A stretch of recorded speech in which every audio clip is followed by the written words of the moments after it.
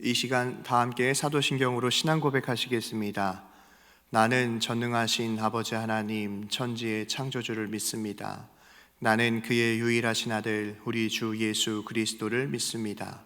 그는 성령으로 잉태되어 동정녀 마리아에게서 나시고 본디오 빌라도에게 고난을 받아 십자가에 못 박혀 죽으시고 장사된 지 사흘 만에 죽은 자 가운데서 다시 살아나셨으며 하늘에 오르시어 전능하신 아버지 하나님 우편에 앉아 계시다가 거기로부터 살아있는 자와 죽은 자를 심판하러 오십니다. 나는 성령을 믿으며 거룩한 공교회와 성도의 교제와 죄를 용서받는 것과 몸의 부활과 영생을 믿습니다. 아멘. 이 시간 찬송가 216장입니다. 찬송가 216장입니다.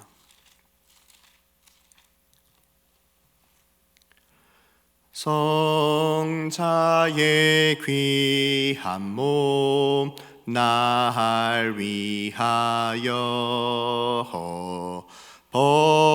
버리신 그 사랑 고마워라. 내 머리 숙여서 주님께 비는 말 나 무엇 주님께 바치리까. 지금도 날 위해 간구하심 이 옅은 믿음이 아옵나니. 주님의 참사랑 고맙고 놀라와 찬송과 기도를 쉬지 않네. 주님의 십자가 나도 지고 신실한 믿음과 마음으로 형제의 사랑과 친절한 위로를 네게 나 베풀게 하옵소서. 만 가지 은혜를 받았으니 내 평생 슬프나 즐거우나 이 몸을 온전히 주님께 바쳐서 주님만 위하여 늘 살겠네. 아멘. 오늘 함께 나누실 말씀은 신약성경 사도행전 5장 29절에서 32절까지의 말씀입니다. 제가 가지고 있는 성경 신약성경 195페이지입니다. 신약성경 195페이지 사도행전 5장 29절에서 32절까지의 말씀을 한 절씩 한 절씩 교독하시겠습니다. 교독합니다. 베드로와 사도들이 대답하여 이르되 사람보다 하나님께 순종하는 것이 마땅하니라.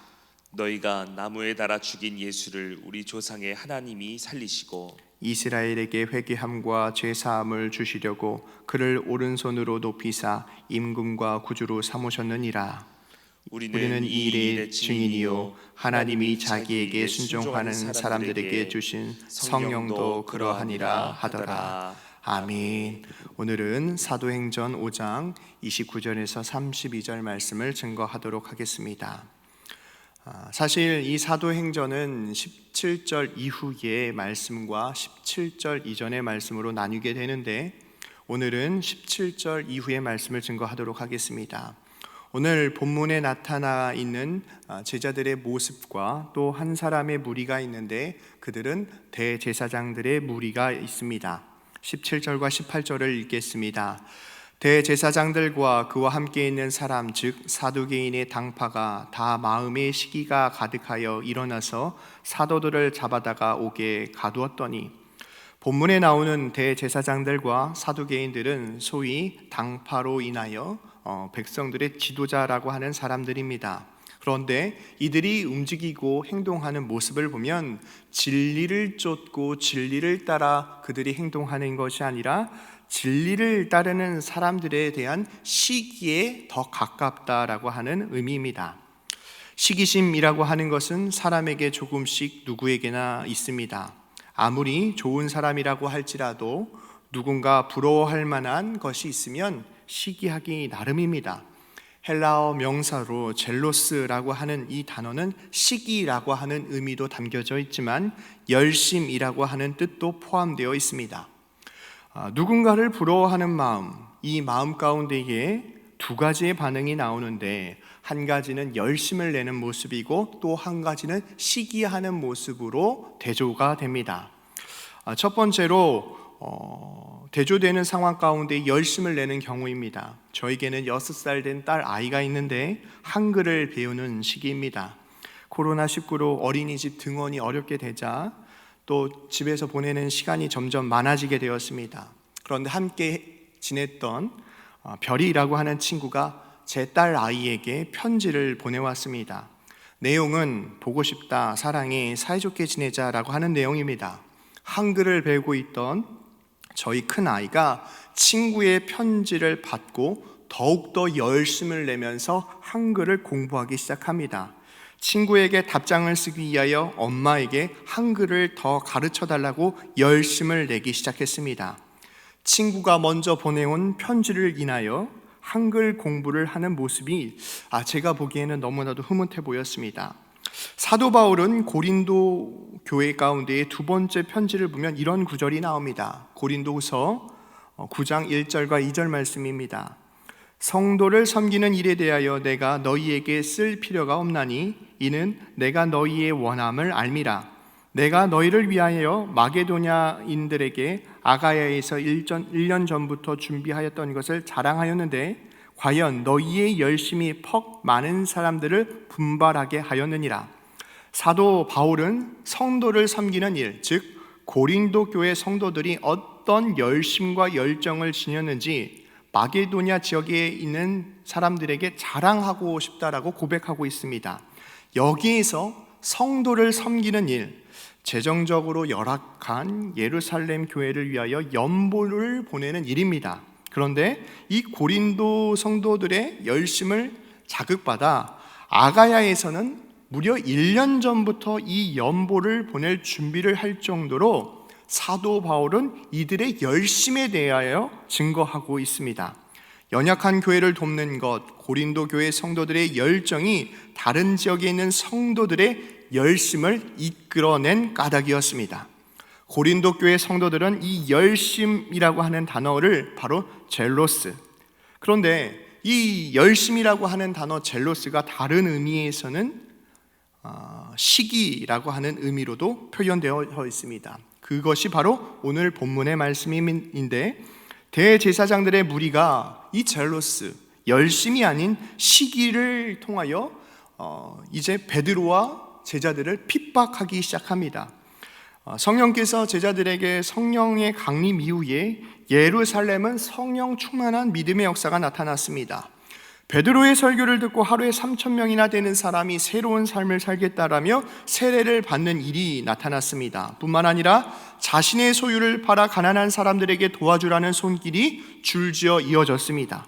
사도들이 가는 곳곳마다 표적과 기사가 나타나기 시작했습니다. 각종 질병에 시달리는 수많은 병자들, 귀신 들린 사람들이 나와 치유함을 받고 나음을 받기도 하였습니다. 이것은 마치 이 초대교회 가운데에 신드롬 같은 일들이었습니다. 이러한 현상 가운데에 시기하는 무리가 있었는데 그들의 무리가 바로 대제사장의 무리였습니다. 시기심, 남이 잘 되는 것을 보고 샘내고 미워하는 마음. 결국 이 시기심이 17절과 18절에 보면 사도들을 체포해 옥에 가두게 됩니다. 대제사장과 그와 함께 있는 사람 즉 사두개인 당파가 다 마음에 시기가 가득하여 일어나서 사도들을 잡아다가 옥에 가두었더니, 여러분, 옥에 갇히게 되었을 때에 성경을 읽어보면 천사가 사도들을 감옥에서 풀어줍니다. 그리고 대제사장들은 그 풀어준 상황 가운데 그들을 다시 체포해서 산헤드린 공회에 세웠습니다. 그리고 그들에게 이야기하는 것입니다. 너희가 말하는 예수 그리스도의 복음을 증거하지 마라. 이랬더니 베드로가 38절과 39절 말씀을 통하여서 가말리아의 지적을 통하여서 우리가 이들을 핍박하는 것, 그리고 베드로의 입을 막는 것으로 그치는 것이 아니라 하나님께서 이 일을 막으실 것이다.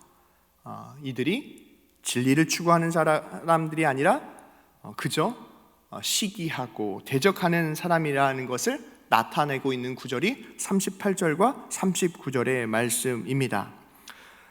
사랑하는 성도 여러분, 우리의 삶 가운데에 때로는 이 시기심, 젤로스라고 하는 뜻이 열심을 낼 수도 있고 때로는 시기심으로 나타날 수도 있습니다. 그런데 이러한 어려운 상황 가운데에 베드로와 사도들은 더욱더 담대하게 그리스도의 복음을 증거합니다. 이들이 그리스도의 복음을 담대히 증거할 수 있는 이유는 무엇입니까? 십자가의 사랑을 경험했기 때문입니다. 저들이 아무리 나를 시기하여도, 저들이 아무리 나를 옥에 가두어도, 저들이 아무리 나를 죽이겠다고 협박하여도 십자가의 사랑을 경험한 베드로와 제자들은 그리스도의 복음을 더욱더 담대하게 증거하는 것입니다. 사랑하는 강서교회 성도 여러분, 2000년의 기독교의 역사 가운데에 우리가 어느 길을 쫓아야 할까요? 열심을 내어 교회를 세우고 또 선교하고 전도하는 이 일, 때로는 그 시기심으로 남을 미워하며 그들을 위하여 때로는 마음의 문을 닫는 것으로 우리의 삶을 마치시겠습니까? 성경은 우리에게 그 답을 가르쳐주고 있습니다. 고린도 전서 12장 31절 말씀입니다. 너희는 더욱 큰 은사를 사모하라. 내가 또한 가장 좋은 길을 너희에게 보이리라. 고린도전서 13장 1절부터 3절까지입니다. 내가 사람의 방언과 천사의 말을 할지라도 사랑이 없으면 소리나는 구리와 울리는 꽹가리가 되고, 내가 예언하는 능력이 있어 모든 비밀과 모든 지식을 알고 또 산을 옮길 만한 모든 믿음이 있을지라도 사랑이 없으면 내가 아무것도 아니요, 내가 내게 있는 모든 것으로 구제하고 또 내 몸을 불사르게 내어줄지라도 사랑이 없으면 내게 아무 유익이 없느니라. 13절 말씀입니다. 그런즉 믿음, 소망, 사랑 이 세 가지는 항상 있을 것인데 그 중에 제일은 사랑이라.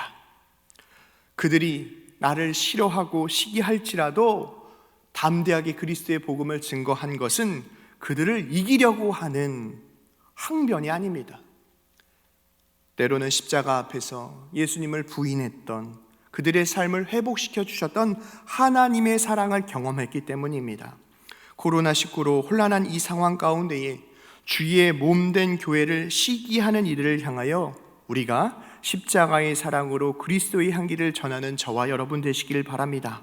그럴 때마다 우리의 삶을 통하여 하나님의 영광이 가득하게 될 것입니다. 이 새벽에 하나님, 오늘도 주와 동행하는 하루의 삶이 되게 하시고 어떠한 상황 속에서도 십자가의 사랑을 증거하는 저와 여러분 되시길 바랍니다. 기도하겠습니다. 사랑과 은혜가 풍성하신 하나님 아버지, 우리의 삶을 통하여 그리스도의 향기를 흘려보내는 축복의 통로가 되게 하옵소서. 사랑하는 성도들의 삶을 지켜주옵소서. 복잡한 상황 속에서 건져 주옵소서. 시기심이 아닌 열심을 더하여 주셔서 사랑하는 성도들을 통하여 하나님의 나라가 세워지도록 가정과 일터와 자녀들의 삶을 복되게 하옵소서. 공부하는 자녀들을 위하여 기도합니다. 하나님이 허락하신 지혜로 이 땅의 지식을 배울 때마다 하나님을 사랑하고 이웃을 사랑하며 하나님의 영광을 위하여 공부하게 하셔서 이 땅 가운데의 빛과 소금의 역할을 감당하는 하나님의 자녀가 되어줄 수 있도록 축복하여 주옵소서.